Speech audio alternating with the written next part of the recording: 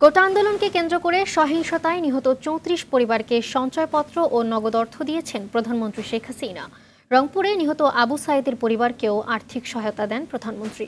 সরকার প্রধানকে কাছে পেয়ে কান্নায় ভেঙে পড়ে নিহতের স্বজনরা। প্রধানমন্ত্রী এ সময় বলেন, কোটা আন্দোলনকে ঘিরে যারা সহিংসতা করে দেশে অরাজকতা করেছে, রাষ্ট্রীয় সম্পদ নষ্ট করেছে, মানুষ হত্যা করেছে, তাদের খুঁজে বের করে শাস্তি নিশ্চিত করা হবে। আতিকা রহমানের রিপোর্ট। কেউ সন্তান, কেউ স্বামী, কেউ বা ভাইকে হারিয়েছেন। কোটা সংস্কার আন্দোলনে নিহত পরিবারের স্বজনরা গণভবনে প্রধানমন্ত্রী শেখ হাসিনার সঙ্গে দেখা করতে যান। সবার খোঁজখবর নেন সরকার প্রধান। শেখ হাসিনাকে কাছে পেয়ে কান্নায় ভেঙে পড়েন স্বজনরা। এ সময় প্রধানমন্ত্রীও আবেগ আপ্লুত হন। রংপুর বেগম রোকেয়া বিশ্ববিদ্যালয়ের শিক্ষার্থী নিহত আবু সাইদের মা প্রধানমন্ত্রীকে জড়িয়ে ধরে কাঁদেন। বঙ্গবন্ধু কন্যা তাদের সব ধরনের সহযোগিতার আশ্বাস দেন। পরে প্রধানমন্ত্রী নিহত ৩৪ জনের পরিবারের সদস্যদের আর্থিক সহায়তা হিসেবে পারিবারিক সঞ্চয়পত্র এবং নগদ অর্থ দেন।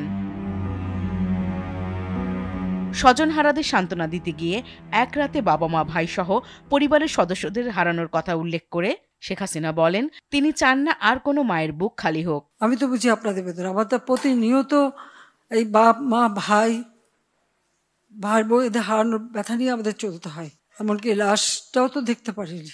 আসলে আপনাদেরকে আমি কি বলে সান্ত্বনা দেব? আমি আপনাদের মতনই একজন, বাবা মা ভাই হারানো সেই এতিম। কাজে আপনাদের কষ্ট আমি বুঝি। আমি আছি আপনাদের জন্য, আপনাদের পাশে। বারবার যে এই ধরনের ঘটনা ঘটাবে, এই সন্ত্রাসী ঘটনা ঘটাবে, এটা তো কাম্য না। আর মানুষ কি দোষ করলো যেভাবে মানুষ খুন করতে হবে? মানুষ খুন করে সরকার পতন, এটা কবে হয়, কখন হয়? সাধারণ মানুষ কি দোষ করেছে? শেখ হাসিনা বলেন, নাশকতাকারীদের কোনোভাবেই ছাড় দেওয়া হবে না। যারা এই খুনের সঙ্গে জড়িত খুঁজে বের করে তারা অবশ্যই যেন শাস্তি পায়, সেটাই আমার প্রচেষ্টা থাকবে। সেটাই আমি করবো। আপনাদেরও সাহায্য চাই, কারণ এইভাবে বারবার বাংলাদেশটাকে নিয়ে খেলা, এটা আর হতে দেওয়া যায় না। আর মানুষ মেরে লাশ ঝুলিয়ে রাখার মতো এই বর্বরতা, জানোয়ারের মতো ব্যবহার, এটা কি কেউ করতে পারে? এটা কি কোনো একজন মুসলমানের লাশ ঝুলায় রাখবে পা বেঁধে? যারা এগুলির সাথে জড়িত অবশ্যই তাদের বিচার হবে। সবসময় কোটা সংস্কার আন্দোলনে নিহত পরিবারের সদস্যদের পাশে থাকার কথা জানান প্রধানমন্ত্রী শেখ হাসিনা। আতিকা রহমান, RTV, ঢাকা।